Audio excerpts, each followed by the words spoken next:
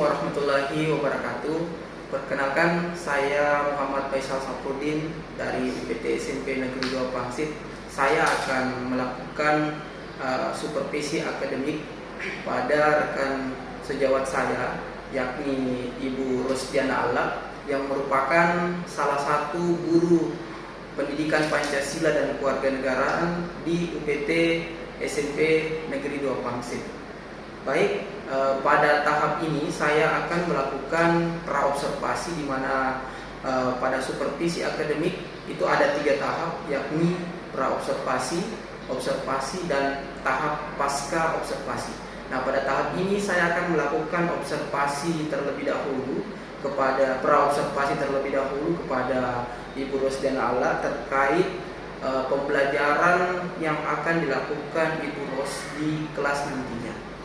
Baik, bagaimana kabarnya Bu Ros? Alhamdulillah baik Pak. Alhamdulillah ya Bu. Kita santai-santai saja ya Bu. Iya. Bagaimana perasaan Ibu Ros sebelum kita melakukan observasi nantinya? Alhamdulillah perasaan sekarang sangat baik sekali Pak. Ya. Dari kegiatan observasi nantinya ini Bu Ros, kira-kira apa hal yang ingin Ibu Ros capai dari kegiatan supervisi yang akan saya lakukan ini? Harapan saya setelah nantinya adanya kegiatan ini, saya berharap ingin meningkatkan pembelajaran supaya di kelas nanti lebih baik lagi dari pembelajaran sebelumnya. Seperti itu. Oke, bagus. Jadi ada peningkatan kompetensi pembelajaran yang ingin Ibu Ros capai pada kegiatan supervisi kalian. Nah, dari peningkatan kompetensi itu semoga siswa kita, pembelajaran yang kita lakukan itu bisa berpihak pada murid ya Bu. Oke. Nah, sebelum saya observasi nantinya Ibu Ros, apa materi yang ingin Ibu ajarkan kepada peserta didik di kelas? Kebetulan untuk materi yang saya ajarkan nantinya ini adalah mengenai norma. Di mana nantinya materi yang saya ajarkan di sini adalah mengenai norma dan macam-macam normanya, seperti itu. Iya. Oh, macam-macam norma di kelas mana? Nanti rencananya di kelas 7C. Oh, di kelas 7C terkait norma dan aturan yang berlaku ya. Iya, sehingga anak-anak itu bisa paham terkait norma-norma itu.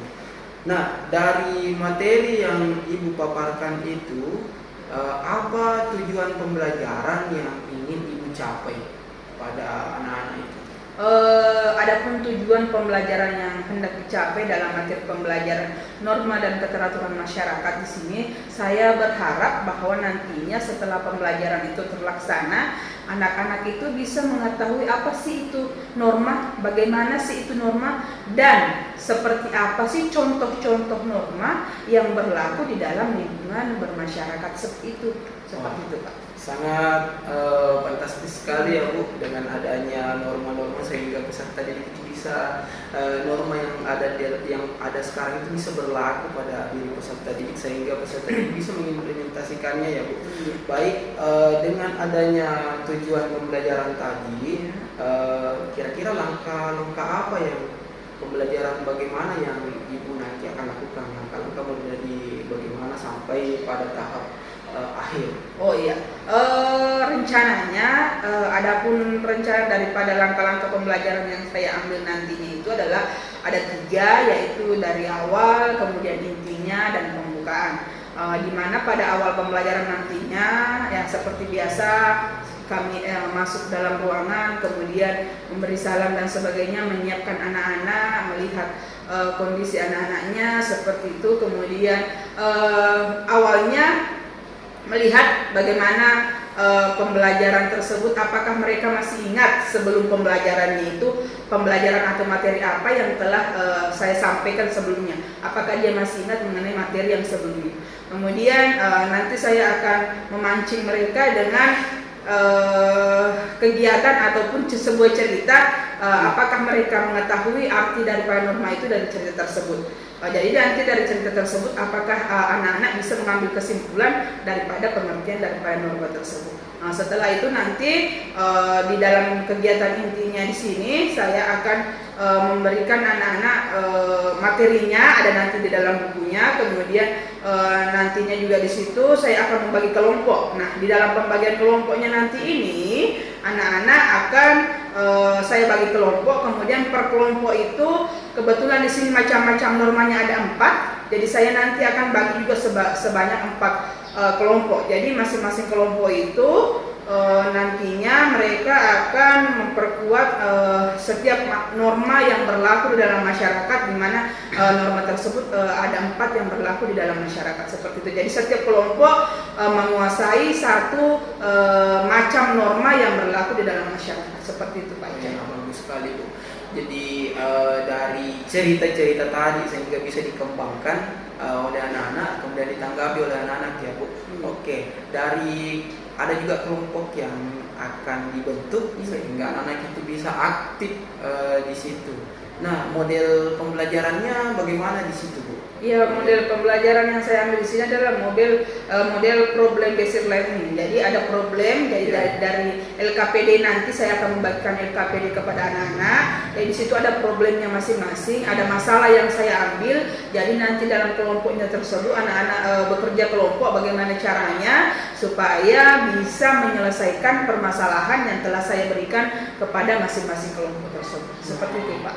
Oh, berarti Ibu nanti di situ sebagai fasilitator ya? Iya, betul sekali. Jadi Ibu memfasilitasi kelompok itu untuk bagaimana anak itu bisa menyelesaikan masalah. Jadi setiap kelompok itu ada masalah nanti yang diberikan. Oke. Nah, kira-kira masalah atau tantangan-tantangan apa yang Ibu hadapi sebelum melakukan pembelajaran ini? Apa kira-kira tantangannya Ibu? Biasanya kalau menurut saya dalam pembelajaran itu tantangan yang paling berat menurut saya dalam pembelajaran itu adalah bagaimana caranya anak-anak itu bisa antusias, bisa mau bekerja sama dengan temannya, jangan hanya duduk diam saja. Bagaimana caranya sehingga permasalahan yang dibagikan kepada kelompoknya tadi bisa diselesaikan atau bisa dicari pemecahannya. Biasanya kan dalam kelompok itu biasanya hanya satu orang saja yang bekerja. Jadi harapan saya bagaimana caranya nantinya di sini semua anggota kelompok bisa ikut serta aktif sehingga bisa menemukan solusi daripada permasalahan yang telah dibagikan tadi. Seperti itu, Pak. Nah, kira-kira misalnya strategi apa yang mungkin nanti kita mau pakai untuk menyelesaikan masalah itu? Oh, mungkin strategi yang saya siapkan di sini adalah dengan cara memberikan anak-anak mungkin buku, kemudian modulnya, kemudian dalam modulnya juga mungkin bisa saya kasih di situ video-video pembelajaran mengenai materi ataupun problem yang masalah yang telah saya berikan di LKPD tadi. Jadi untuk mengatasi masalah itu kita bisa memberikan video pembelajarannya, Bu, sehingga mungkin nanti peserta didik itu bisa aktif lagi. Oke. Jadi kapan kira-kira kita mau observasi, Bu? Saya observasi. Mungkin kalau tidak hari Selasa atau hari Kamis mungkin seperti itu. Hari Selasa Ibu ada waktu ya? Iya, ada. Jam sekitar jam. Mungkin jam terakhir. Oh, jam terakhir ya. Oke, Iya. saya masuk di situ untuk observasi Ibu. Jadi konsep pembelajaran yang Ibu paparkan tadi itu saya akan observasi pada tahap observasi nanti kita di kelas ya. Jadi pada saat itu nanti kita akan bertemu lagi ya, Bu. Iya. Oke. Baik, untuk tahap praobservasi ini saya ucapkan terima kasih banyak ya, Bu. Besok kita akan lanjutkan pada tahap observasi. Terima kasih. Assalamualaikum warahmatullahi wabarakatuh. Selamat.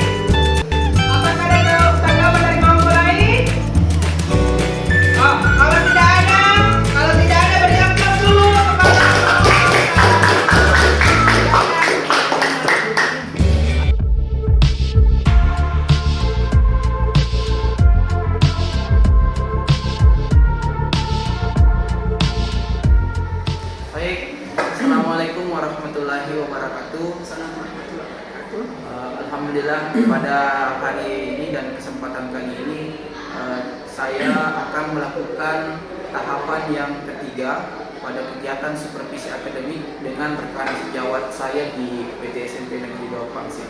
Jadi ini merupakan salah satu tugas calon guru penggerak angkatan 6 melalui kegiatan supervisi akademik dengan rekan sejawat.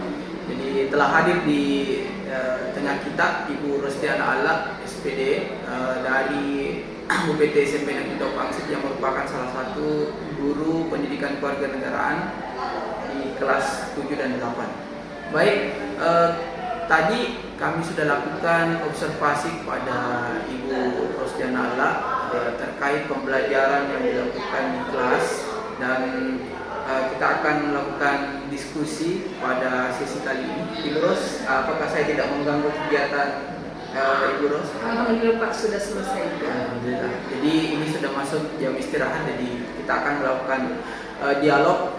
Kita santai saja ya Bu Ros, seperti kemarin apa yang akan kita lakukan kali ini, kita cuma berdiskusi saja, saling sharing pengalaman dan berusaha untuk memperbaiki apa yang sudah Ibu Ros lakukan. Kalau ada yang butuh perbaikan dan melakukan pengembangan bagi yang sudah bagus. Baik, Ibu Ros, saya akan bertanya-tanya terkait beberapa hal, yakni ada beberapa hal yang sudah Ibu Ros lakukan kemarin, kegiatan-kegiatan pembelajaran. Apa pengalaman-pengalaman yang sudah Bu Ros lakukan ketika proses pembelajaran berlangsung? Maksudnya apa secara ringkas kegiatan yang sudah Ibu Ros lakukan waktu proses pembelajaran? Ya. Terima kasih Pak Faisal atas kesempatannya kali ini. Pada kesempatan hari ini kita berdiskusi bersama.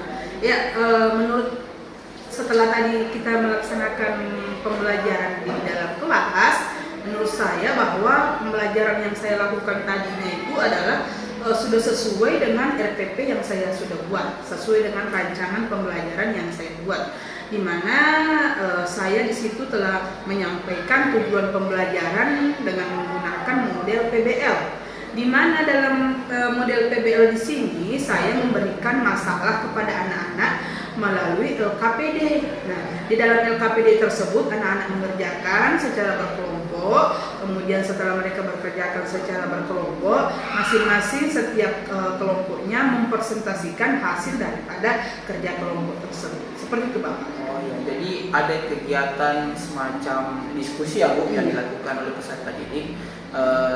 Setelah mereka berdiskusi, mereka kemudian melakukan presentasi dan ditanggapi oleh peserta didik yang lain. Saya juga melihat kemarin tadi ada ada LKPD yang Ibu bagikan ke peserta didik, kemudian ada juga video ya Bu yang dalam LKPD itu. Kemudian peserta didik kemudian menganalisis masalah itu, lalu mengerjakannya, lalu mempresentasikannya.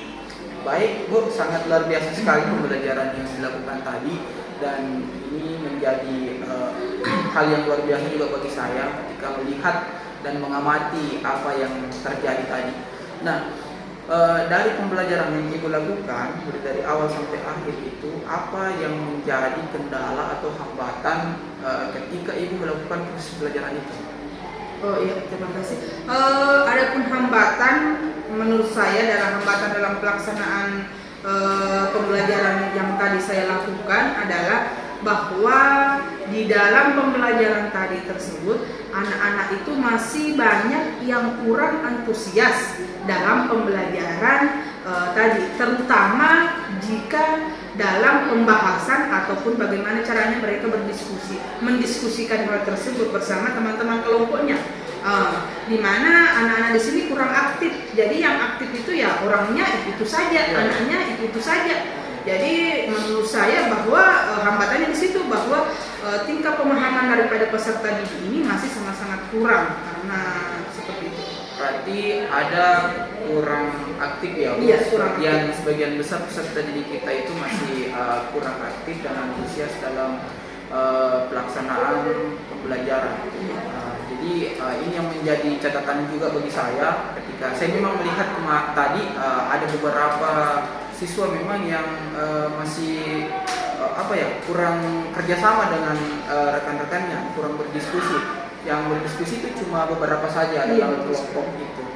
Nah, dengan pembelajaran dari masalah itu Ibu, apakah Ibu sudah puas atau maksimal dengan kegiatan pembelajaran yang Ibu lakukan itu dari kendala itu? Iya, jadi menurut saya dalam pembelajaran yang saya lakukan ini belum maksimal, Pak.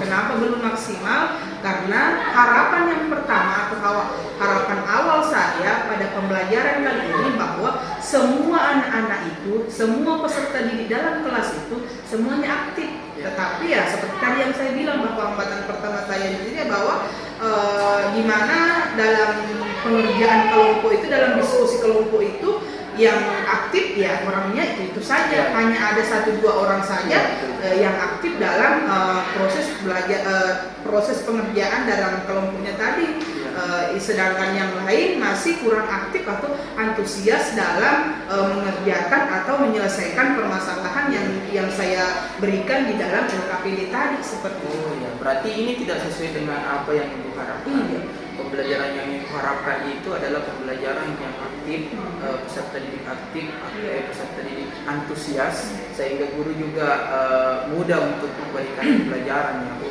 Jadi ini menarik sekali memang, karena ketika diskusi memang itu ada beberapa siswa yang kurang aktif.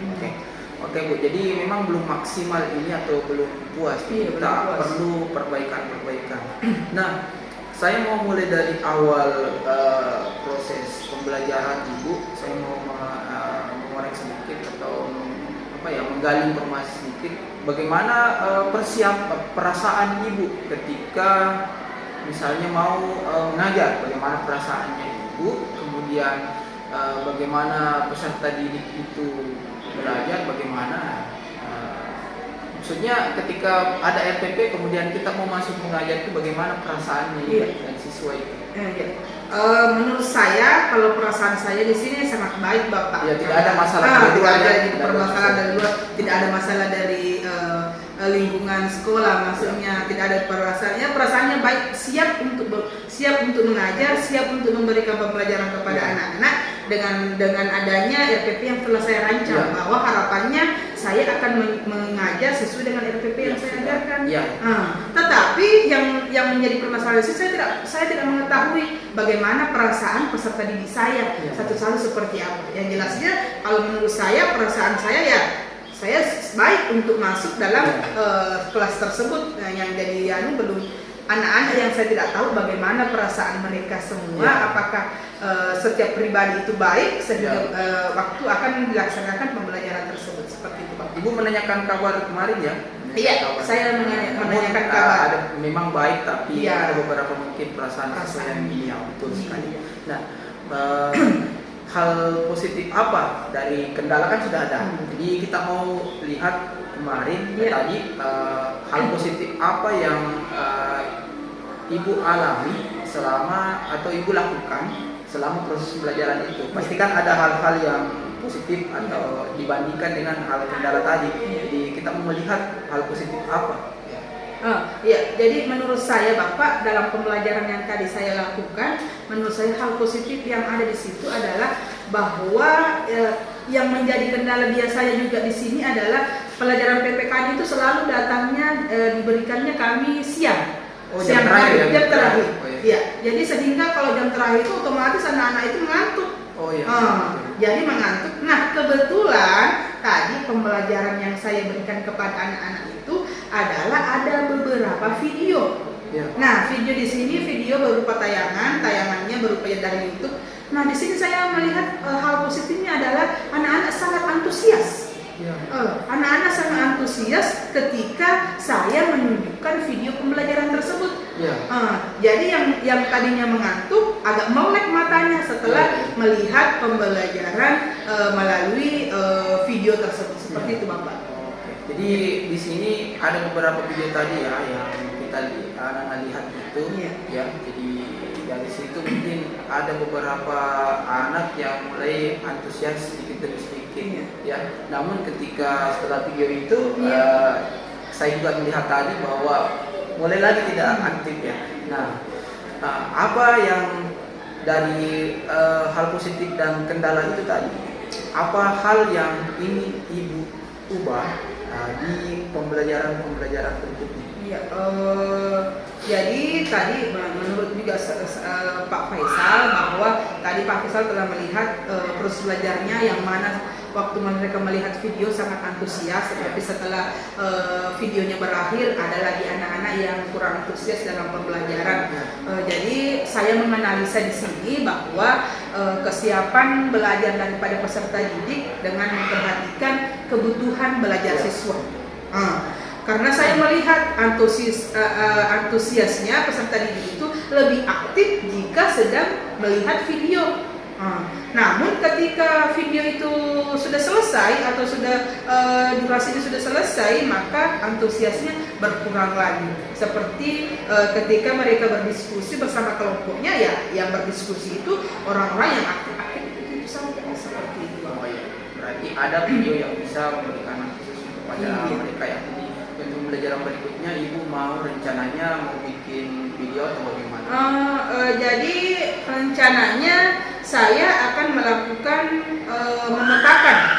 memetakan daripada gaya belajar siswa. Oh, untuk mengatasi masalah tadi ya? Iya, mengatasi masalah. Iya, memetakan siswa di sini, di mana saya akan memetakan gaya belajar peserta didik, audionya, Ya, audio. Oh, yang audio. Ya. audio, visual, Ya, kinestetik. Oh, iya. Jadi saya akan membagi. Ada tiga gaya belajar. Iya, ya? gaya belajar. Audio, visual dan kinestetik. Iya, betul sekali. Ya. Jadi ada audio, ada visual, ada kinestetik. Jadi saya akan mengelompokkan anak-anak yang mana sih berminat dalam hal audionya, Ya. visualnya, dan mengelompokkan kinestetik dengan mendemonstrasikan atau mensimulasikan langsung daripada terkait materi yang akan saya bawakan. Oh iya, jadi akan ada 3 kelompok. Iya. Yang kelompoknya itu adalah audio atau auditori, kemudian visual, Iya. ya, kemudian kinestetik. Nah, jadi tadi kan kita lihat video ya, Iya, video iya. berarti anak-anak yang tadi suka nonton video, Video, itu kita jadikan kelompokkan satu. ke video. Iya. Dan yang nggak suka video bisa ke masuk audio atau Audio, kinestetik. betul sekali, Pak. Oh, Iya. biasa sekali. Jadi mungkin inilah yang dinamakan pembelajaran diferensiasi ya, Pak. Oh ya, diferensiasi. Iya, betul sekali. Mungkin Jadi seperti pembelajaran diferensiasi itu Iya. pembelajaran yang sesuai dengan kebutuhan belajar tadi ya, Bu? Iya, Oke, karena sangat luar biasa. karena tadi Sangat melihat bagus. seperti itu, ada anak-anak yang antusias, ada Ya, juga yang tidak yang tidak antusias. antusias, Jadi betul, mungkin dengan cara pembelajaran diferensiasi ini kita Ya. bisa mengelompokkan anak-anak tersebut. Betul.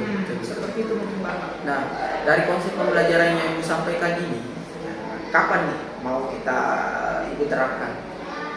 Karena tadi kita mungkin permasalahannya tadi sudah kita dapat, jadi mungkin di pembelajaran berikutnya saya akan memberikan masalah seperti itu. Jadi pembelajarannya di pembelajaran diferensiasi ini saya akan terapkan di pembelajaran berikutnya. Sangat luar biasa. Jadi akan ada perubahan dari pembelajaran sebelumnya ke pembelajaran berikutnya. Itulah tujuan supervisi kita kali ini. Nah, kira-kira nanti adakah misalnya rekan yang bisa Ibu ajak untuk kemudian bisa bekerja sama lah untuk mendukung pembelajaran diferensiasi yang konsep tadi? Oh iya, mungkin saya akan mencoba bertukar pikiran dengan teman-teman sejawat. Iya, mungkin sesama guru PKN juga bisa. Ya, bisa. Iya, mungkin Bapak juga Oh, iya, sebagai boleh, guru boleh, IT boleh. bisa Boleh, membantu nanti saya akan Ibu, siap. saya dalam Siap. hal pembelajaran Insya Allah, saya pembelajaran akan berikutnya. selalu siap untuk Iya. membantu Ibu Nah, dalam mendukung konsep pembelajaran yang Ibu tawarkan tadi, dan saya sudah mengerti bahwa konsep itu, semoga konsep itu bisa kemudian kita kembangkan lagi, kita gali lagi pembelajaran diferensiasi. Terima kasih Pak sudah disupervisi, akhirnya saya bisa mengetahui apa yang menjadi kekurangan saya dalam proses belajar mengajar. Sama-sama Bu, Iya. sama-sama Bu. Saya juga merasa senang bisa membantu Ibu dalam menggali informasi tadi, kemudian Ibu juga yang menemukan solusi tadi terkait video tadi, kemudian kita kelompokkan peserta didik itu. Semoga pembelajaran kedepannya itu bisa Ibu lakukan dengan baik, di mana pembelajaran itu berpihak pada murid, sehingga dengan konsep kurikulum merdeka ini peserta didik kita bisa merdeka belajar. Luar biasa sekali. Jadi insya Allah Ibu akan lanjutkan proses pembelajaran yang Ibu lakukan ya. Jadi kapan misalnya saya akan lihat lagi Ibu belajar mengajar? Iya. Setelah mungkin 1 minggu ke depannya bisa Boleh. kembali belajar saya mengajar. Oke, jadi saya akan langsung memonitoring lagi Ibu perkembangannya karena ini kan harus kita tahu progresnya bagaimana ya Bu. Oke, terima kasih ya Bu. Kita akhiri diskusi ini. Terima kasih atas kesempatannya. Mohon maaf mengganggu waktu Ibu. Terima kasih. Demikianlah kegiatan supervisi akademik pada tahap pasca observasi yang saya lakukan. Semoga ini menjadi pembelajaran bagi kita semua dan Ibu Ros juga bisa mengembangkan kompetensinya dari kegiatan supervisi kayak kita kali ini. Terima kasih. Assalamualaikum warahmatullahi wabarakatuh. Waalaikumsalam.